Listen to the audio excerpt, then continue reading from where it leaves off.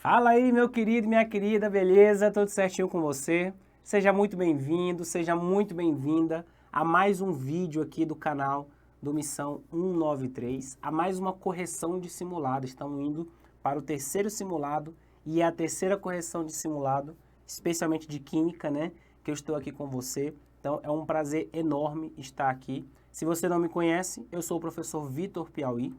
Sou professor aqui da casa, professor do Missão 193 e onde você consegue encontrar o conteúdo mais completo de química. A gente está aí em ritmo aceleradíssimo de gravação, estamos quase terminando. Essa parte, né, do curso de praça, do edital de praça, já está completíssima na plataforma, já tem algum tempo, né? E a gente está aí finalizando a gravação da parte de oficial, né? O complemento, na verdade, porque tudo que cai na prova de praça também cai na prova de oficial, né? E aí a prova de oficial tem uma a mais aí, que é o que a gente está terminando de gravar agora, beleza? Se você não é aluno do Missão 193, se você não é aluno da plataforma, aqui no canal você consegue encontrar muito conteúdo gratuito, tá? Então aproveita, inclusive, esta correção. Como eu já falei, essa é a terceira, né? Então, pessoal, olha só.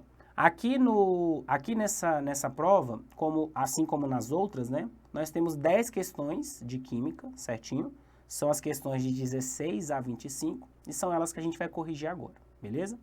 Qualquer dúvida, qualquer coisa que você não tenha entendido, que você precise de uma explicação melhor, não hesite em deixar aqui nos comentários, tá? Inclusive, deixa aqui nos comentários se você fez as duas provas, né? O primeiro simulado e o segundo simulado. E se você fez, como é que você saiu?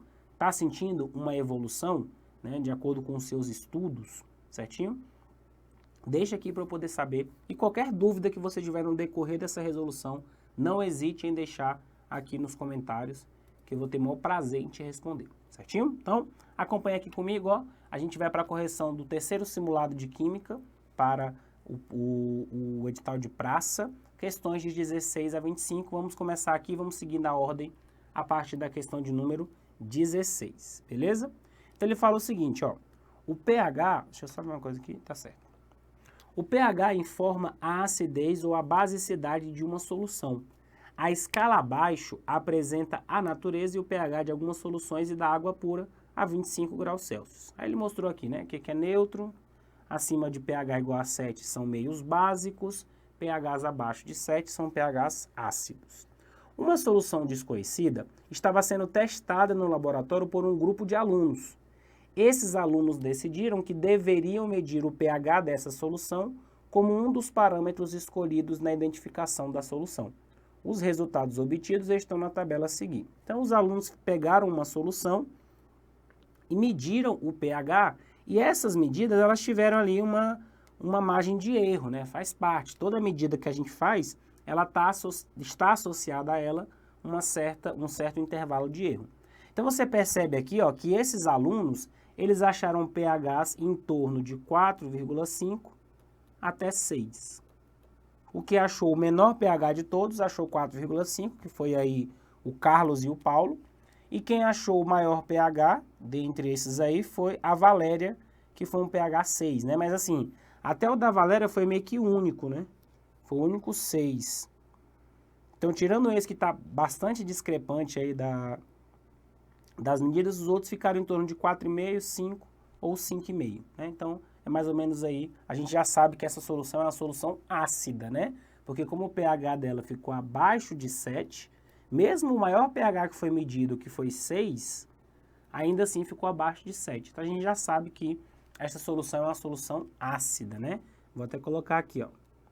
Solução ácida.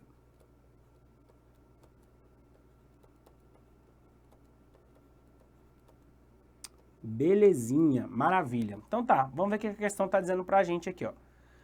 Da solução testada pelos alunos, o professor retirou 100 ml e adicionou água até completar 200 ml de solução diluída. Como é que a gente chama esse processo de somente adicionar água em uma solução? É um processo de diluição. Diluição é quando você diminui a concentração de uma solução apenas adicionando água, apenas adicionando solvente. Então, quando o professor pegou esses 100 ml e adicionou água até completar 200 ml, o que ele está fazendo? Ele está diminuindo a concentração de H+. Então, se você pegar aqui, ó, rapidinho. Se você pegar a concentração de H+ que tinha no início, antes dele diluir, ele pegou e basicamente dividiu por 2. Então, a nova concentração de H+ da solução, depois que ele diluiu, ficou diminuída pela metade, certo? Então, o que a gente espera desta nova solução, digamos assim, né? Ora, a gente viu que aqui na solução antiga, deixa eu apagar aqui para não ficar muito bagunçado, a gente viu que na solução antiga os pHs estavam variando entre 4,5 a 6. Primeira coisa que a gente tem que esperar desta nova solução é que o pH seja acima do que os valores que foram achados aqui. Então, o novo pH, vou colocar assim, ó, o pH linha, né? O novo pH, ele tem que ser maior do que o pH inicial. Porque se eu diminuir a concentração de H+, eu espero que o pH aumente. Porque como o pH é uma função cologarítmica, ou seja, menos o log da concentração de H+, então se eu diminuo a concentração de H+, como eu tenho aqui o menos, então eu aumento o pH. Então eu já espero de cara que os pHs desta nova solução sejam acima do que os pHs que foram medidos. Então com isso, se a gente fizer isso, só vai sobrar uma alternativa. Porque olha só, não pode ser valores inferiores a 1. Já não era 1 antes de eu diluir. Quando eu diluir, aí que não vai ser 1 mesmo, né? Vai ser cada vez mais distante de 1, mais próximo de 7. Então também você não pode esperar valores entre 3 e 5. Não pode esperar sempre o valor 7, porque o valor 7 ele é de pH neutro, a gente tem um pH ácido aqui. E também não podemos esperar os mesmos valores. Não podemos esperar os mesmos valores, porque a gente mexeu na concentração de H+. Então, com isso, só sobra para a gente a resposta letra C, né? E aí a gente vê que a maioria de vocês acertou, né?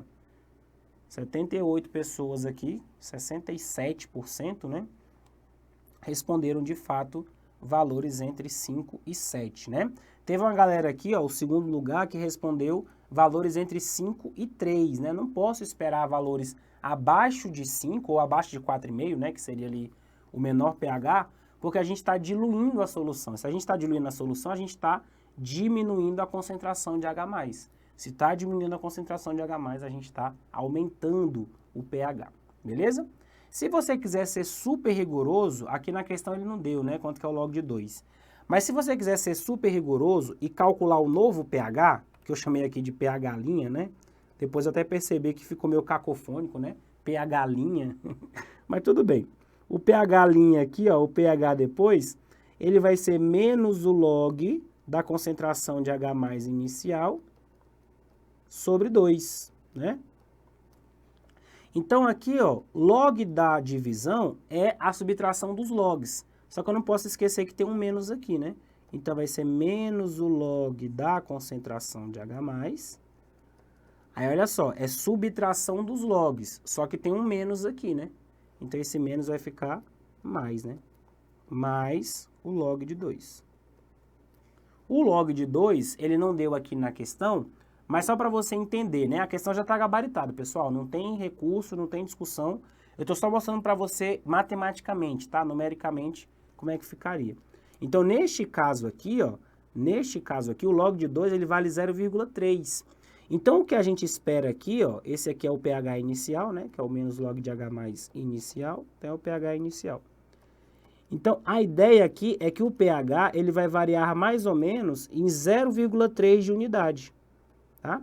0,3. Então, o valor que ele era antes, mais 0,3. Então, de fato, aqui, ó, se você for pegar, ficaria entre 4,8 e 6,3, mais ou menos, né? Aí vai falar, ah, mas aí o 5 não está aqui. Não tem discussão, tá, pessoal? Não tem outra alternativa. E esse 4,8 aqui fica dentro da margem de erro, tá? Os valores entre 5 e 7. Seria mais ou menos isso aqui, ó. Tá? Então, estou só te mostrando matematicamente o que a gente já viu de acordo com as opções, tá bom? Sem discussão, sem briga, gabarito letra C, e é isso mesmo. Vamos para a próxima, beleza? Se você entendeu, deixa aqui nos comentários. Se você não entendeu, deixa sua pergunta que eu vou lá e te respondo, certinho? Próximo. 17.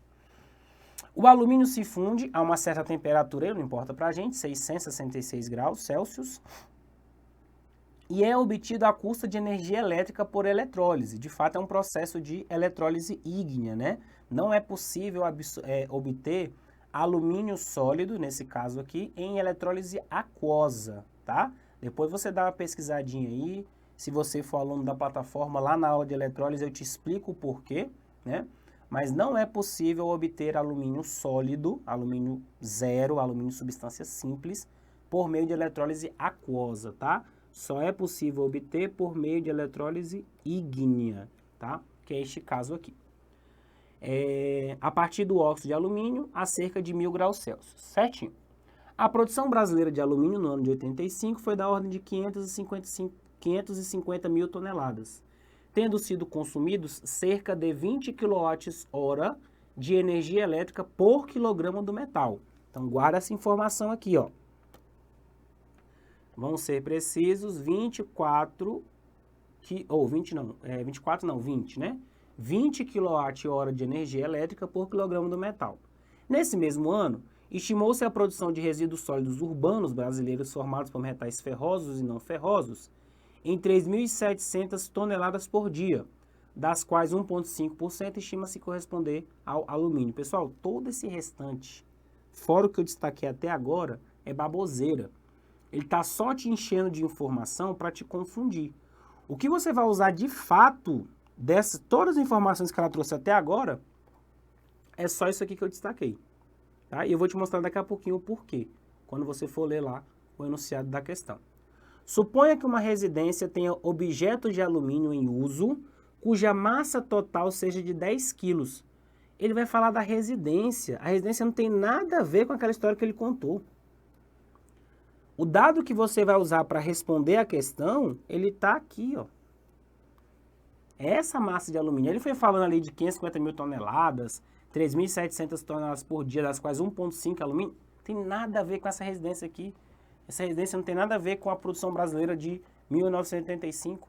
Então ele falou o seguinte, ó, suponha que uma residência tenha objetos cuja massa dê 10 quilos, panela, janela, lata. O consumo de energia elétrica mensal dessa residência é de 100 kWh. Sendo assim, na produção desses objetos, utilizou-se uma quantidade de energia elétrica que poderia abastecer essa residência por um período de hora mais. Se ele falou que gasta 20 kWh por quilograma, se na casa tem 10 kg de alumínio, então ele vai gastar 200 kWh. Sim ou não? São 20 kWh para cada quilograma. Então, se fosse usar, né, para fazer o alumínio dessa casa aqui, seria gasto 200 kWh.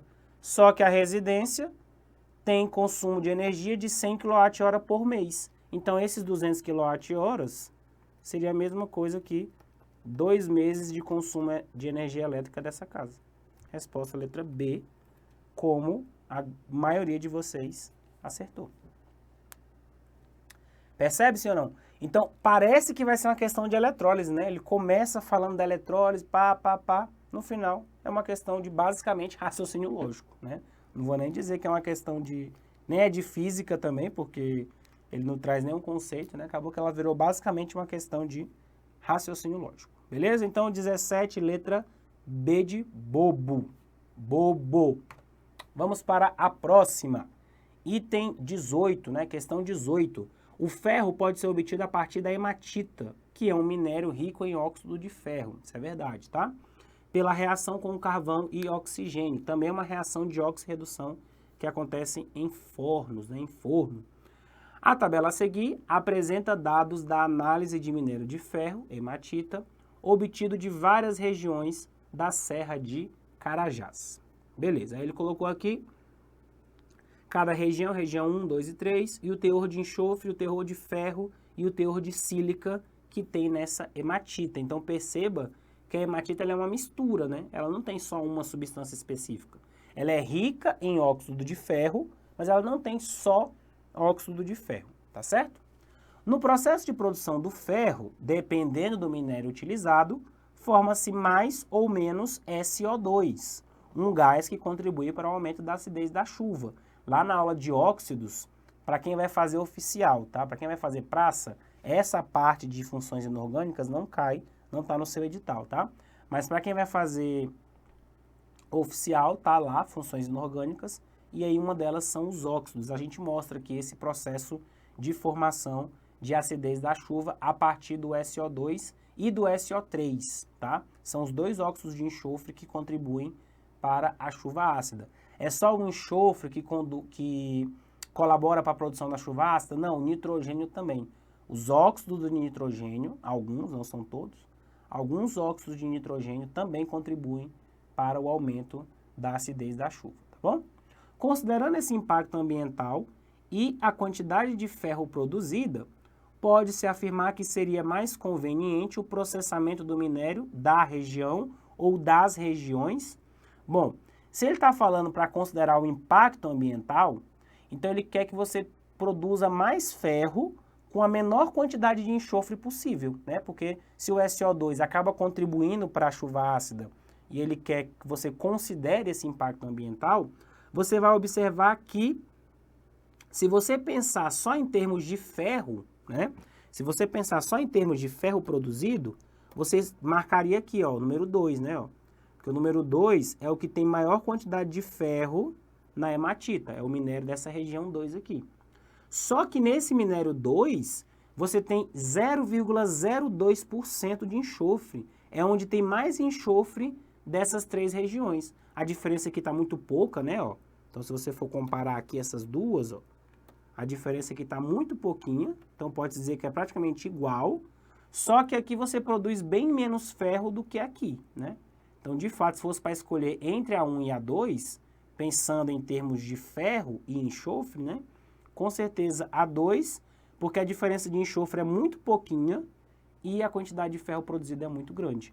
Só que se você olhar para a região 3, ó, ela produz menos do que a região 2? Sim, um pouco menos, ó, 0,5, né? Não é nem que ela produz menos, né? É que o teor de ferro é menor, né? Mas olha como tem muito menos enxofre aqui do que aqui na região 2. Então, considerando o impacto ambiental somente na região 3, porque você vai ter um baixíssimo teor de enxofre comparado com a quantidade de ferro que você consegue produzir por conta do teor de ferro que tem na hematita dessas regiões. Certinho? Então, questão 18, letra C, a maioria acertou, só que já foi uma porcentagem menor do que as outras questões, né? Aqui foi 49%, nessa 17 tinham sido 61% e na 16 tinham sido 67%, né? Então, essa questão aqui já começou a pegar um pouquinho vocês. O segundo pessoal marcou a letra E, né? 19% marcou a letra E. Mas por quê? Pensando somente na quantidade de ferro, né? Porque aqui nesses dois, ó, produz a maior quantidade de ferro. Pensou só aqui, mas não se atentou para a quantidade de enxofre. Aqui é muito enxofre, é a região que tem mais enxofre.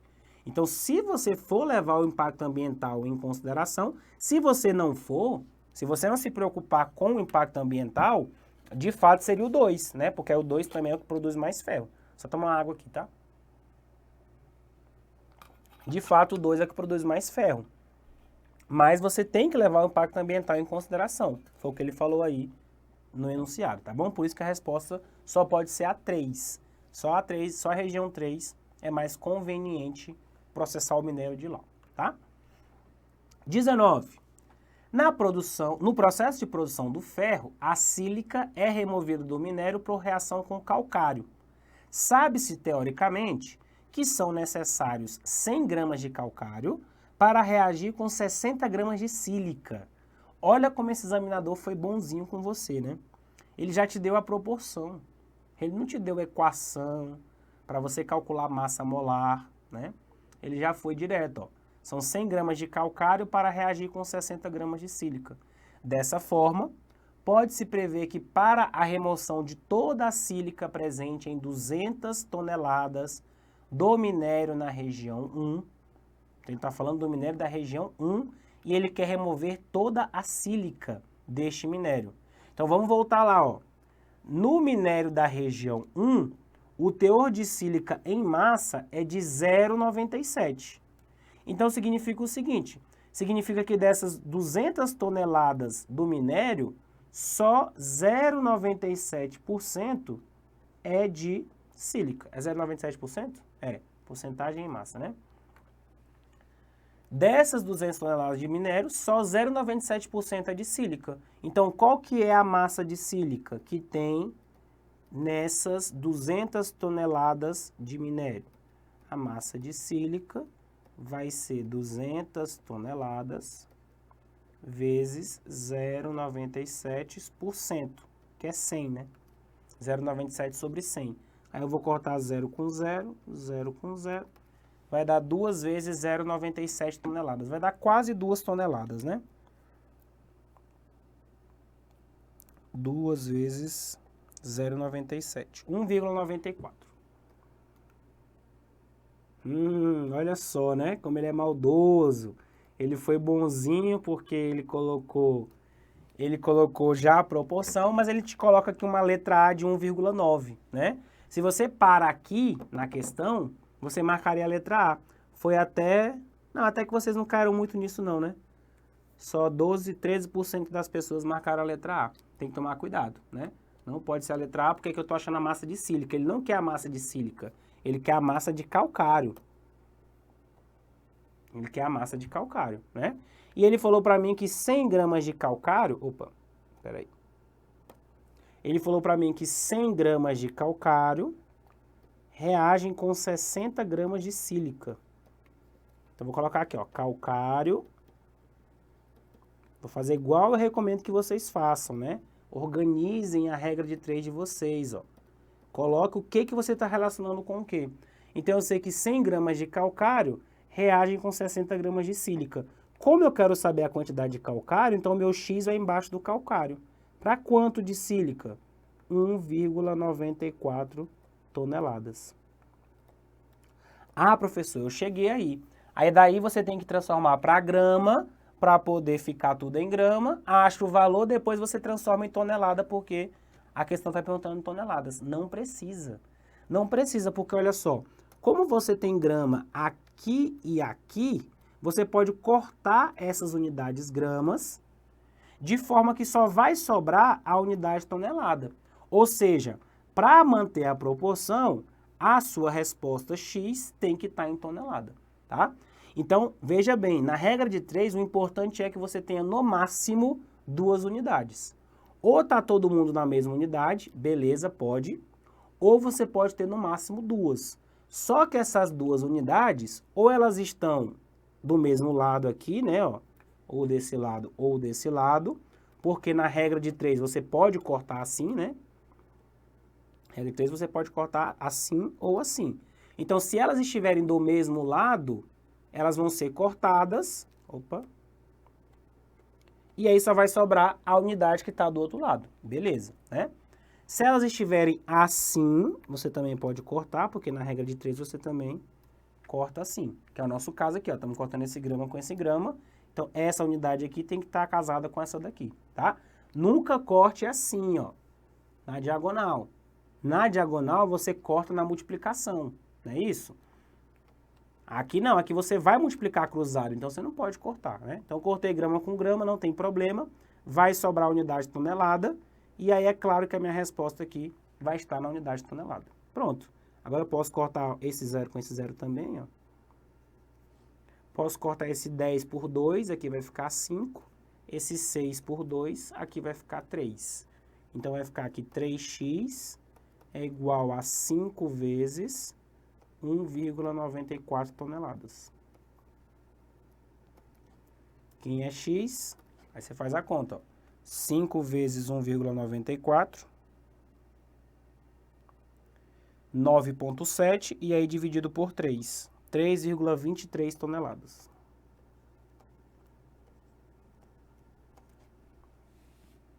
3,23 toneladas é a resposta correta, letra B, como a maioria acertou, né? Letra B, 3,23 toneladas. Certinho, pessoal? Então, vamos para a próxima, número 20. Atualmente, sistemas de purificação de emissões poluidoras estão sendo exigidos por lei em um número cada vez maior de países. O controle das emissões de dióxido de enxofre gasoso provenientes da queima de carvão, que contém enxofre, pode ser feita pela reação desse gás com uma suspensão de hidróxido de cálcio em água. Naquele exemplo aqui atrás, ele usou calcário, né? Mas aqui era para remover sílica. Esquece. Aqui era para remover sílica, aquele que quer remover enxofre. Enfim, ele vai usar hidróxido de cálcio, sendo formado um produto não poluidor do ar. Então, se ele pegar esse dióxido de enxofre gasoso que foi liberado na queima do carvão e reagir com esse hidróxido de cálcio, ele vai neutralizar, tá? Ele vai formar um produto não poluidor. A queima do enxofre e a reação do dióxido de enxofre com o hidróxido de cálcio, bem como as massas de algumas das substâncias envolvidas, podem ser assim representadas. De novo, ele não te deu a equação, né? Ele já te deu a proporção. 32 gramas de enxofre reagem com 32 gramas de oxigênio e gera 64 gramas de dióxido de enxofre. Esses 64 gramas de dióxido de enxofre reagem com 74 gramas de hidróxido de cálcio para formar esse tal produto não poluidor. Dessa forma, para absorver todo o dióxido de enxofre produzido pela queima de 1 tonelada de carvão, contendo 1% de enxofre. Então, dessa 1 tonelada de carvão, só 1% é enxofre. Ou seja, desses 1.000 quilos de carvão, só 1% é enxofre. 1%, tá aí, ó. Corta 2 zeros com 2 zeros. São 10 quilos de enxofre.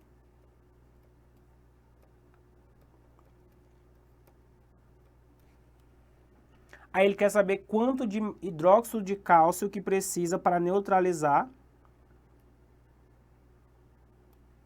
esses 10 quilos de enxofre. Só que a gente está vendo o quê, ó? Que para neutralizar... Para neutralizar 32 gramas de enxofre, eu preciso de 74 gramas de hidróxido de cálcio, certinho? Então, vou fazer a regra de 3 parecida com o que eu fiz na questão anterior. Enxofre e hidróxido de cálcio.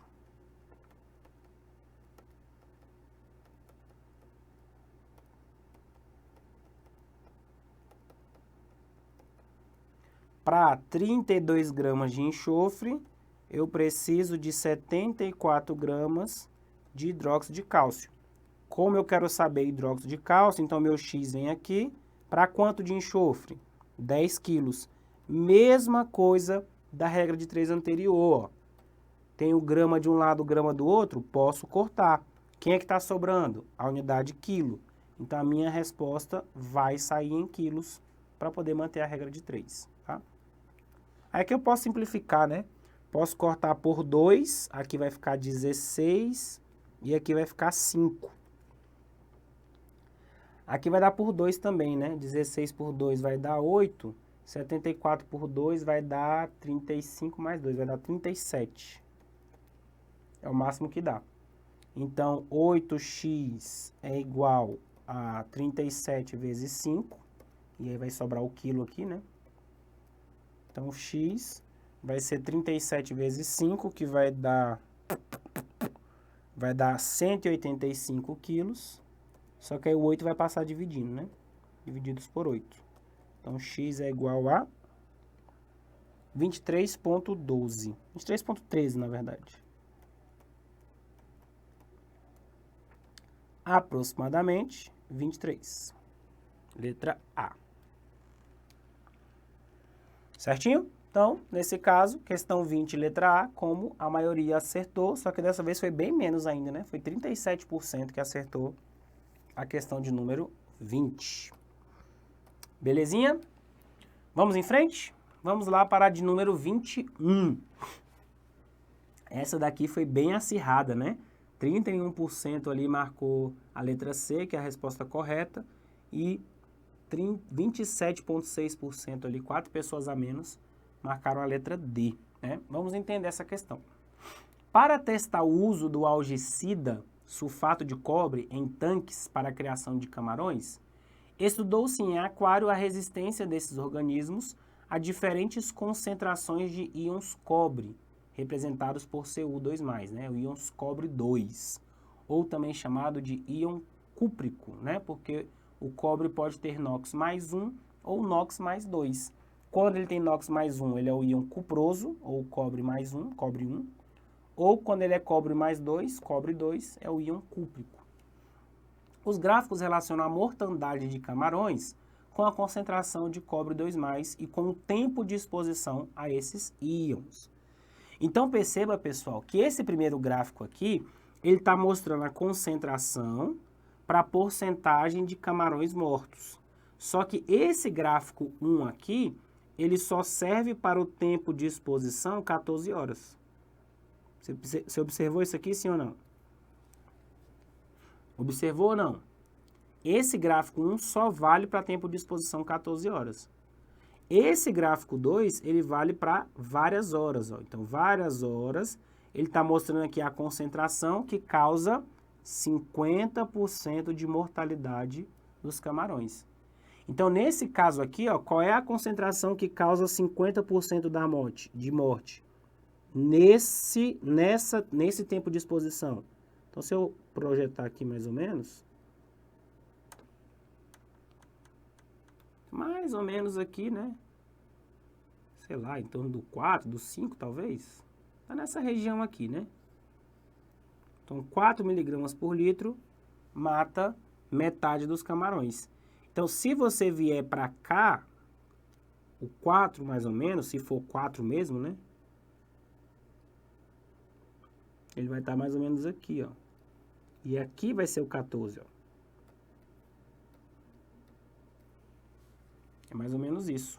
Porque esse gráfico 2, ele só mostra a mortalidade de 50% dos camarões.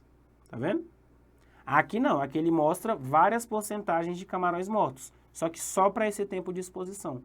Então é como se ele pegasse um ponto desse gráfico aqui, que nesse caso aqui, pela minha estimativa, é esse ponto aqui, que são as 14 horas de exposição, e aí pegou esse tempo para várias porcentagens de camarões mortos, tá? Pela pergunta, a gente vai matar qual gráfico a gente vai usar, se é o primeiro ou se é o segundo. Então ele fala o seguinte, ó, se os camarões utilizados na experiência fossem introduzidos num tanque de criação contendo 20 mil litros de água tratada com sulfato de cobre, em quantidade suficiente para fornecer 50 gramas de íon cobre, estariam vivos após 24 horas. Então aqui, ó, ele quer saber com esse tempo de exposição. Eu não posso usar o primeiro gráfico. O primeiro gráfico só vale para tempo de exposição 14 horas.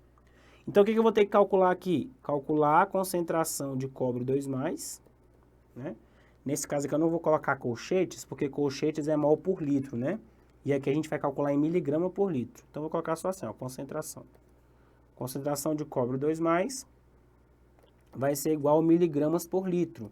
Então, esses 50 gramas eu vou transformar em miligramas, multiplicar por 1000, porque ele quer saber concentração em miligrama por litro, né? Então, não adianta eu colocar 50, divididos por 20 mil litros. Essa é a concentração que ele está me perguntando, né?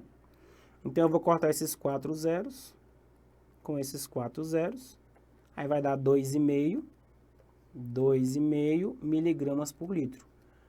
Então, ele está perguntando o seguinte, ó, nesta concentração, com 24 horas de exposição, quanto teria morrido, né? Então, a 24 horas de exposição, que está aqui, ó, deixa eu tentar fazer aqui certinho, né? Então, 24 horas de exposição, acho que dá mais ou menos nesse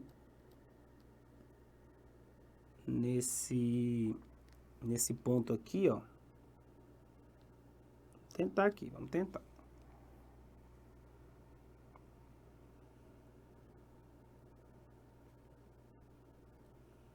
Será que é isso aqui?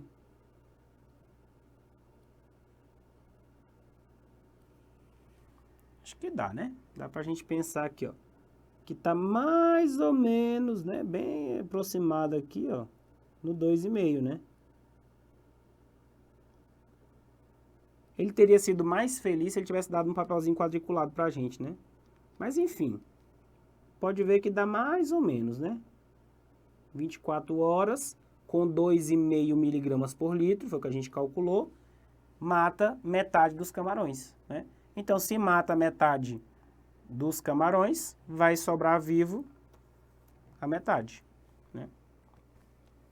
É mais ou menos essa a ideia. Você concorda comigo que dá mais ou menos aqui em cima do 2,5?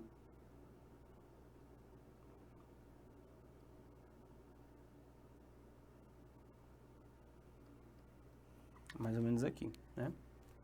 Então, se fosse essa mesma concentração, só que só com 14 horas de exposição, ó, então o 2,5 estaria mais ou menos aqui, né? Se fossem só 14 horas de exposição, teria matado menos que 40%.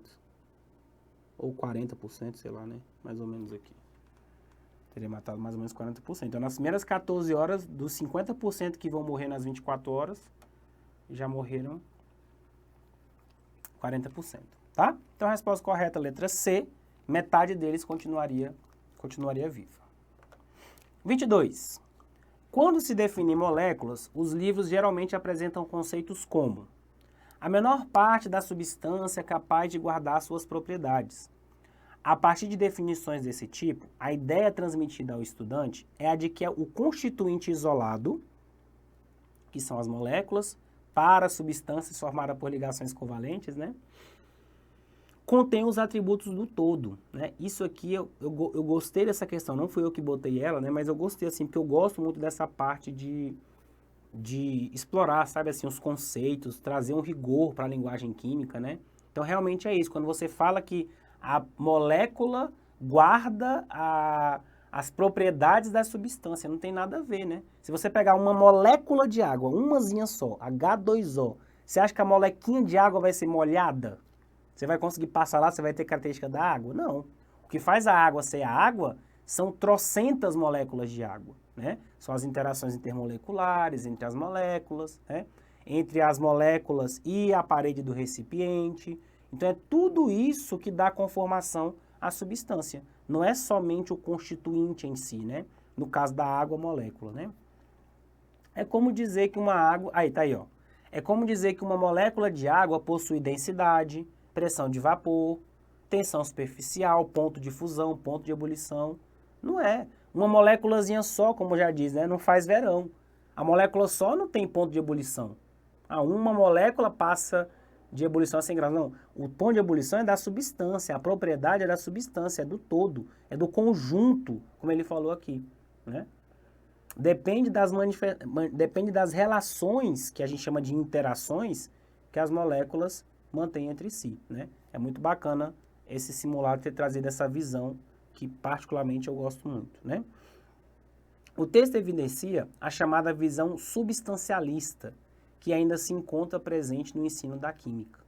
Abaixo estão relacionadas algumas afirmativas pertinentes ao assunto. Número 1. O ouro é dourado, pois seus átomos são dourados. Olha ele associando a propriedade do todo, a propriedade da substância ouro. A substância ouro, ela é formada por trocentos átomos de ouro. Aqui não é ligação covalente, é ligação metálica, né? Então eu não posso chamar de molécula. Mas a substância ouro, uma pepita de ouro, ela é formada por trocentos átomos de ouro. Ela tem aquela forma por conta da interação que os átomos de ouro têm entre si. Não por conta do átomo de ouro sozinho, mas sim pelo seu conjunto, né? Então aqui de fato tem visão substancialista. Tratar o átomo, que é a menor unidade, né? Visão substancialista. Como se fosse as características da substância, não é? Uma substância, entre aspas, macia, não pode ser feita de moléculas rígidas. Também visão substancialista, né? Ele está falando que se a molécula for rígida, a substância tem que ser rígida. Não. Primeiro que não tem esse conceito, né? Não é à toa que ele botou entre aspas, né? Uma substância pura possui pontos de ebulição e fusão constantes, em virtude das interações entre suas moléculas. Beleza. Aí não é visão substancialista. O ponto de ebulição e o ponto de fusão é da substância, não das moléculas, né? E aí sim, por conta das interações entre as moléculas, é que você tem a propriedade da substância, tá? A expansão dos objetos com a temperatura ocorre porque os átomos se expandem. Também é visão substancialista, né? Inclusive, a gente sabe que os objetos expandem, né? Dilatam, visão substancialista. Eles dilatam é porque aumenta a distância entre os átomos. Os átomos ou as moléculas, né? Se for substância molecular. Então, as moléculas vão ficando mais agitadas, elas vão ficando mais afastadas. Aí, isso faz com que a substância expanda, né? Com que ela dilate. Não porque o átomo está aumentando de tamanho, mas sim a distância entre os átomos, né?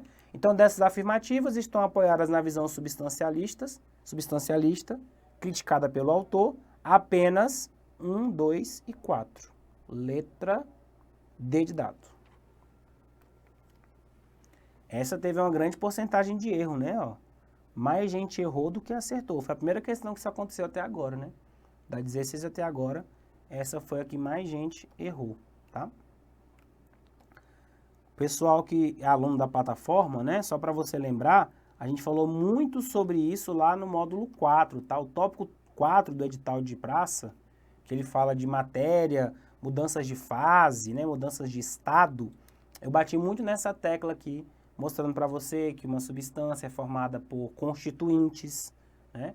E aí pode ser moléculas, ou par iônico, ou até mesmo os átomos, que é o caso dos gases nobres, e dos metais, né, que é o caso aqui do ouro, tá bom? Então, se você ficou com dúvida aqui, lá no módulo 4 da plataforma a gente trata, módulo 4 da plataforma não, né, módulo 4 do edital, é o tópico 4 lá, matéria e mudanças de fase ou estado, uma coisa assim. Esse é o nome no edital, né, e aí a gente tem a aula, várias aulas gravadas sobre este tópico, certinho? 23. Nos últimos anos, o gás natural, GNV, gás natural veicular, vem sendo utilizado pela frota de veículos nacional, por ser viável economicamente e menos agressivo do ponto de vista ambiental. O quadro compara algumas características do gás natural e da gasolina em condições ambiente. GNV tem densidade 0,8, enquanto a gasolina tem densidade 738, o que é de se esperar, né? Porque o gás natural veicular é um gás, como o próprio nome já fala, e a gasolina é um líquido, né? De forma geral, os líquidos têm densidade maior do que os gases, né? Os gases são muito espalhados, são muito pouco compactos.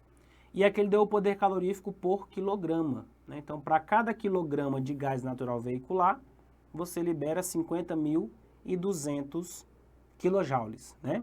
Para cada quilograma de gasolina, você libera 46.900 quilojoules. Apesar das vantagens no uso de GNV, sua utilização implica algumas adaptações técnicas, pois, em condições ambiente, o volume, agora ele quer saber volume, ele deu para a gente a quantidade de energia em massa, só que ele quer saber o volume.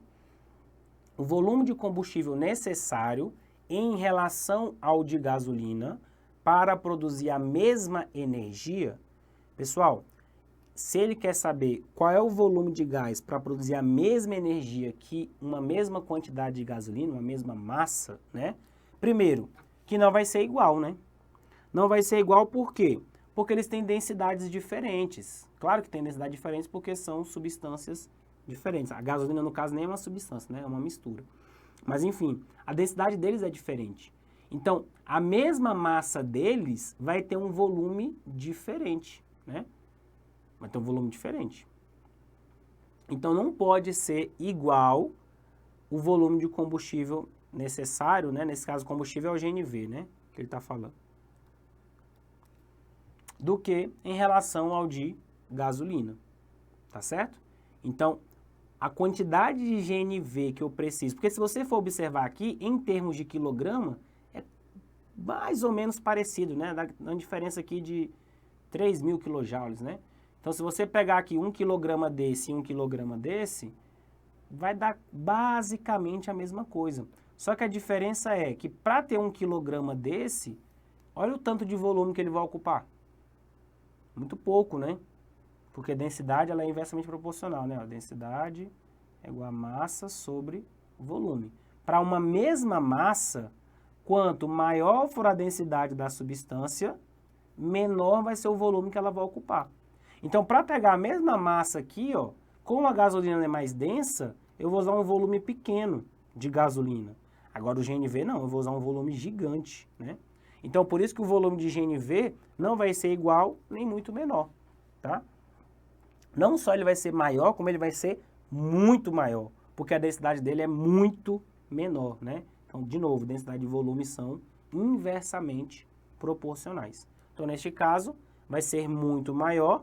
Aqui não tem nada a ver com potência de motor, né? Não tem nada a ver com potência de motor, só vai sobrar a letra B, foi o que a maioria marcou, né? O que requer que ele seja armazenado a alta pressão, porque aí esse gás vai ter que ter muita pressão para ele ser armazenado na forma líquida, porque quando você aumenta a pressão, aí ele vai lá e liquefaz, né? Ah, professor, mas você falou que o gás, ele não liquefaz por aumento de pressão. Sim, de fato isso acontece. Significa o quê? Significa que nessas condições o GNV ele não é um gás, se a gente for levar o termo rigoroso da palavra, né? Ele é um vapor, porque você consegue liquefazê-lo aumentando a pressão. E também tem o fato de que ele não é um gás ideal, né? Então, o gás ideal não liquefaz com aumento de pressão. O gás real, sim. O gás real liquefaz com aumento de pressão, sim, porque você tem a interação entre as moléculas que tem que ser considerada. No gás real, a gente considera as interações. No gás ideal, não. Então, por isso que o gás ideal não liquefaz a temperatura, o gás ideal não liquefaz aumentando a pressão sobre ele. Beleza? Penúltima, né? Essa daqui também teve uma porcentagem de erro alta, né? Pegando aqui as 4 alternativas que todo mundo marcou, só sobrou 17% para quem acertou, né? Uma questãozinha de orgânica normal, né? Orgânica fica mais para o final do nosso preparo, né? Então, acaba que muitas vezes vocês nem viram isso aqui ainda, tá? A borracha natural é obtida de Hevea brasiliensis, espécie arbórea comumente chamada de seringueira. Sim, é isso mesmo, né? Borracha natural foi descoberta a partir do látex lá da seringueira, de onde é extraído o látex. O látex é uma solução rica em isopreno, que sob a ação de um catalisador presente na seringueira, produz a borracha natural, como mostrado na equação abaixo. Então isso aqui nada mais é do que uma reação de polimerização, né, pessoal? É uma polimerização, por quê? Porque eu estou saindo de um monômero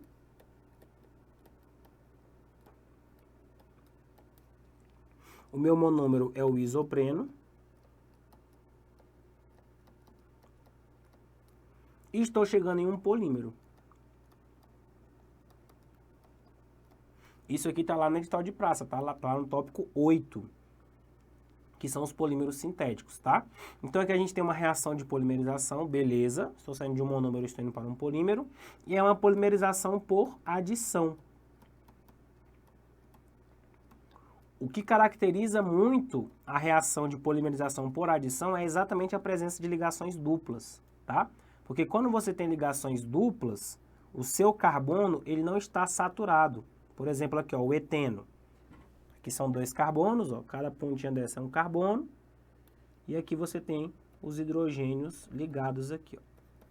É o C2H4, o eteno, tá?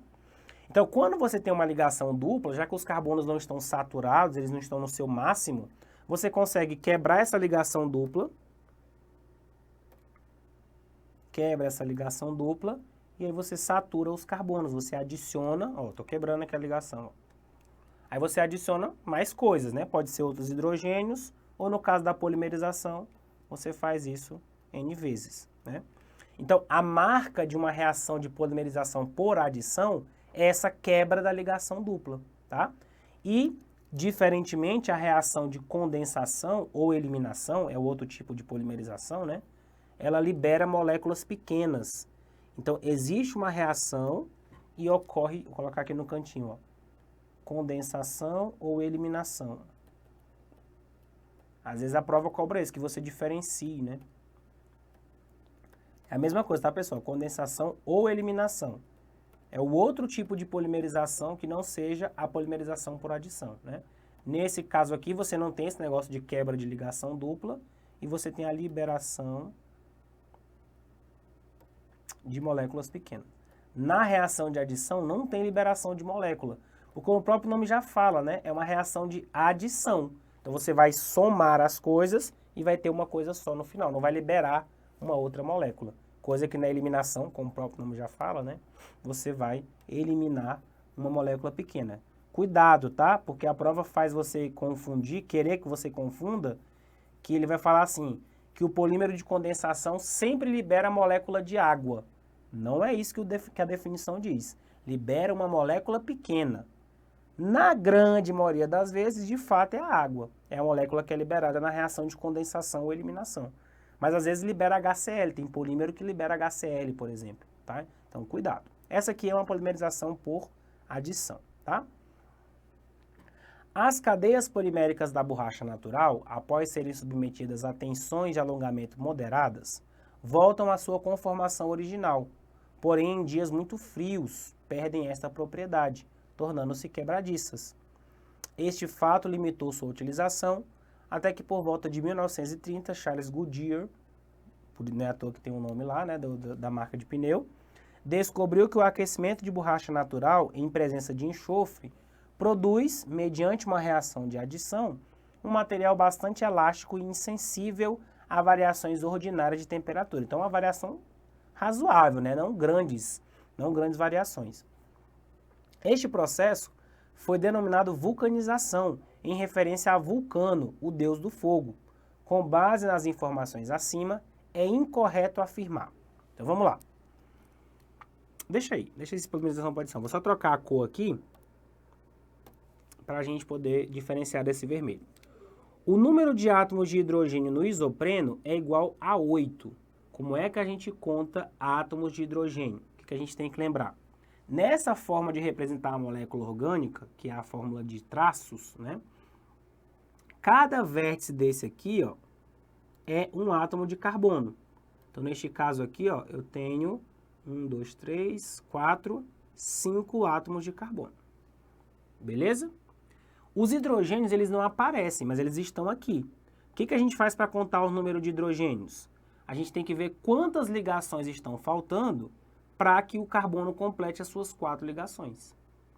Certinho? Porque aí, quando ele não aparecer aqui, a gente já parte do pressuposto que essas 4 ligações estão sendo completadas com os hidrogênios. Então, por exemplo, ó, esse carbono aqui da ponta, eu só estou vendo uma ligação dele, ó, que é a ligação com o outro carbono. Então, significa que aqui existem 3 hidrogênios que não estão aparecendo.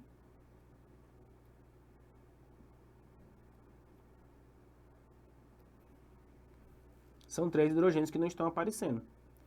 Este carbono aqui, ó, eu só estou vendo 2 ligações, que são a ligação dupla. Então, aqui existem 2 hidrogênios que não estão aparecendo. Esse carbono aqui, ó, tá vendo? Ele já está completo. Ele já está fazendo 1, 2 e a ligação dupla. Então, ele não tem hidrogênio. Certinho? Este aqui, ó, ele está fazendo 3. 1 e a dupla. Para completar a quarta, tem um hidrogênio aqui escondido. E esse daqui é igual a esse aqui da ponta, né? Tem 2 hidrogênios. Pronto. Quantos hidrogênios tem na molécula de isopreno? 2, 4, 6, 8. Ué, professor, mas foi o que eu fiz. Eu marquei a letra A, que foi o que a maioria marcou, e não está certo, não? Tá certo. Mas o que a questão quer que você marque? Eita, não percebeu, né? Pois é. Tem que ficar atento, né? E tem que dar uma olhadinha nas outras alternativas, né? Por mais que você achou a correta e você quer ganhar tempo, você está certo com isso, mas dá uma olhadinha nas outras também, né? Letra B. A reação de adição se processa na dupla ligação. Foi o que eu falei, né? Onde tem dupla, você pode adicionar hidrogênios ou adicionar outras coisas, tá? Existem vários tipos de hidrogenação. Você que só vai fazer praça, não está no seu edital as reações orgânicas. Então, não tem material de reações. Aqui foi só porque ele falou do polímero especificamente. Mas se você vai fazer oficial também, ou só oficial, no seu edital tem reações de compostos orgânicos, uma delas a adição, tá? E lá a gente fala, tem hidrogenação, que é a reação de adição de hidrogênio, mas tem outras formas de adicionar. Você pode adicionar halogênios, halogenação, Cl2, por exemplo. Você pode adicionar água, hidratação. Você pode adicionar HCl, por exemplo, né? Aí vai ter a regra de Markov-Nikov. Enfim, tem vários tipos de adição, mas a adição sempre na dupla ligação, tá? Sempre ou quase sempre, na verdade. Você pode adicionar também em cadeias fechadas. As cadeias fechadas, se você adicionar aqui hidrogênio, pode ser que ela abra e gere um propano. Você sai do ciclo propano, abre a cadeia e gera propano, tá? Então, as reações de adição tradicionalmente se dão na ligação dupla, tá? Então, por isso que a letra B está correta. Mas ela também pode acontecer na cadeia fechada. Mas acontecer na cadeia fechada não tornaria a letra B errada. Ele não falou que só se processa na dupla ligação, né? Se processa na dupla. E especialmente nesse caso aqui da questão, se processa na dupla, né? O isopreno pode ser denominado como 2-metil 1,3-butadieno. Como é que eu dou nome para hidrocarbonetos? Primeiro passo, identificar a cadeia principal. A cadeia principal sempre tem que ter a ligação dupla. Nesse caso são duas duplas, então a minha cadeia principal tem que conter as duas. Então a cadeia principal nesse caso aqui, ó, são esses 4 carbonos aqui, ó. 1, 2, esses dois fazem a dupla. 3, 4, esses dois também fazem a dupla. Inclusive, esse tipo de hidrocarboneto é chamado de alcadieno, né? Ele tem duas duplas. Ele é um dieno, né? Ele é um alcadieno. É um alcadieno conjugado. Dupla, simples, dupla. É um alcadieno. Beleza. A cadeia principal, então, tem 4 carbonos e bem aqui tem uma ramificação. Qual que é o nome desta ramificação? É a ramificação metil, porque só tem um carbono. Então, a ramificação é metil. Agora, eu tenho só que fazer a numeração da cadeia. Qual numeração eu vou usar? A numeração verde, partindo aqui, ó, da esquerda para a direita, ou eu vou usar a numeração roxa, partindo da direita para a esquerda. Como que eu vou definir? Primeiro critério para definir a regra dos menores números, a insaturação, nesse caso a dupla. Se eu for pela verde, a ligação dupla está no carbono 1, peraí, deixa eu trocar a cor. A ligação dupla está no carbono 1 e está no carbono 3. Se eu for pela roxa, a dupla tá no carbono 1 e está no carbono 3. Então, em termos de dupla, não dá para desempatar. As duas estão empatadas, né? Agora, pela ramificação, se eu for na verde, a ramificação está no carbono 2. Se eu for pela roxa, a ramificação está no carbono 3. Então, quem me dá o menor número é a numeração verde. Então, eu não vou usar a numeração roxa, eu vou abandonar essa roxa e eu vou optar por numerar pela verde. Porque, embora tenha empatado na insaturação, na ramificação, a verde ganha. Então, como é que vai ficar o nome desta molécula? Como é que vai ficar o nome dessa substância?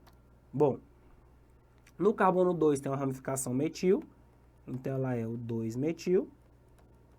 Na cadeia principal tem 4 carbonos, então ela é buta. Só que ela tem duas duplas, né? Então ela é dieno. O infixo indica o número de ligações. Como é hidrocarboneto, o final é O. Faltando agora só identificar em quais carbonos as duplas estão. 2-metil, 1,3 butadieno. O item C está correto. O item C está correto. Certinho? Letra D. O isopreno é uma molécula insaturada. Tá certo, né? Digo mais, ela é poliinsaturada. Ela tem duas insaturações. O que é insaturação? É a ligação dupla ou a ligação tripla. Nesse caso, ela tem duas duplas. Então, ela é 2 vezes insaturada. E aí vai sobrar como errado a letra E, de fato, né? Por eliminação, acabou sobrando a E. Mas ele está falando que o poliisopreno é inerte ao Cl2. Ele não é inerte ao Cl2. Eu acabei de comentar com você. É possível adicionar hidrogênio na dupla, mas você também pode adicionar Cl2, é uma halogenação, né? Ou sendo mais específico, é uma cloração. Pode adicionar na dupla? Pode adicionar hidrogênio, é uma hidrogenação. Pode adicionar HCl, por exemplo, né? É uma hidrocloração, que aí você está adicionando um hidrogênio e um cloro. E você pode adicionar água, é uma hidratação, que a água você vai olhar para ela como sendo H e OH. Então você adiciona, ó, adiciona os dois. Então vai ter uma hidratação. Para quem vai fazer oficial, só para quem vai fazer oficial, tá? Esses dois aqui, você tem que observar a regra de Markov-Nikov.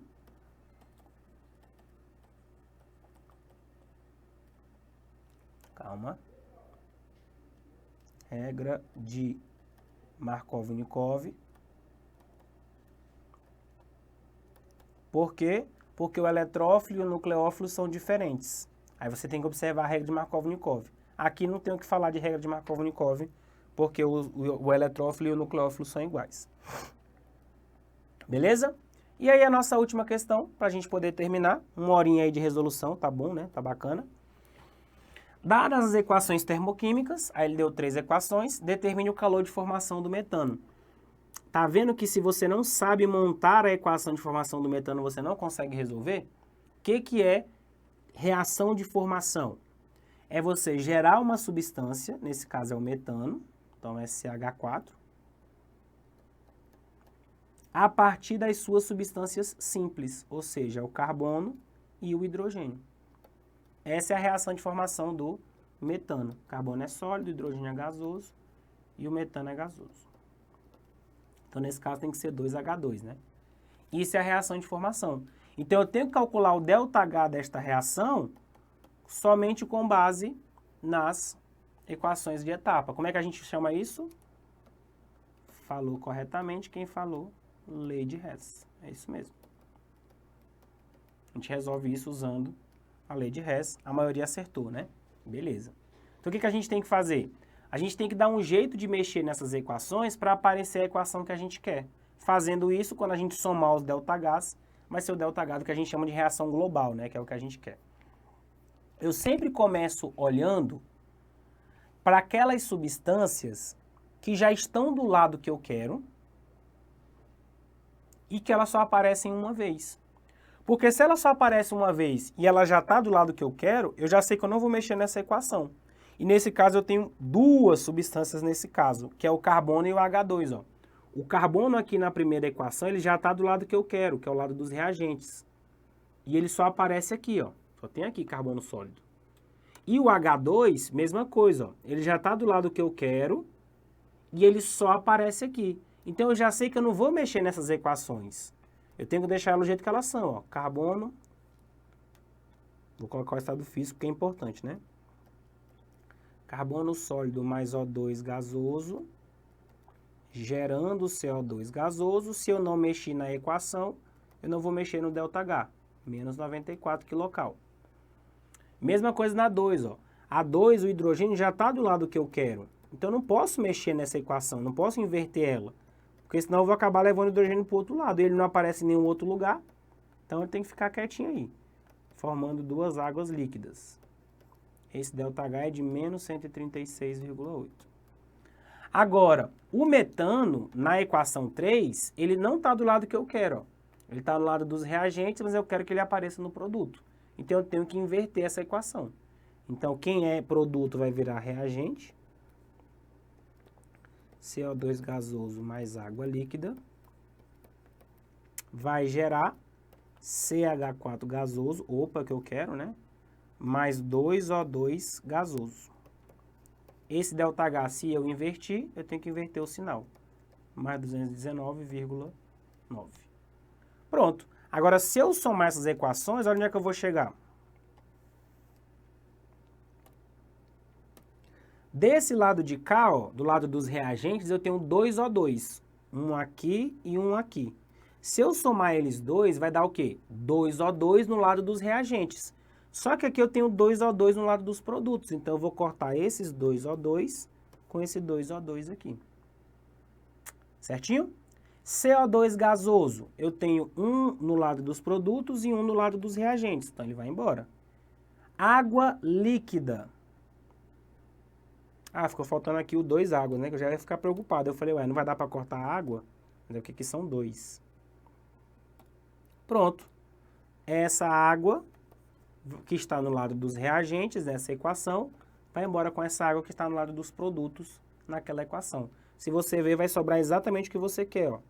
Carbono sólido mais 2H2 gasoso, gerando CH4 gasoso, que é exatamente a equação que eu quero. Se eu cheguei na equação que eu quero, se eu somar esses ΔH, vai dar o ΔH da reação que eu quero. Isso é a lei de Hess. Então, vamos lá. Menos 94, menos 136,8, mais 219,9.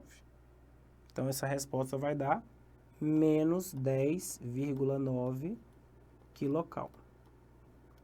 Que é a resposta, né?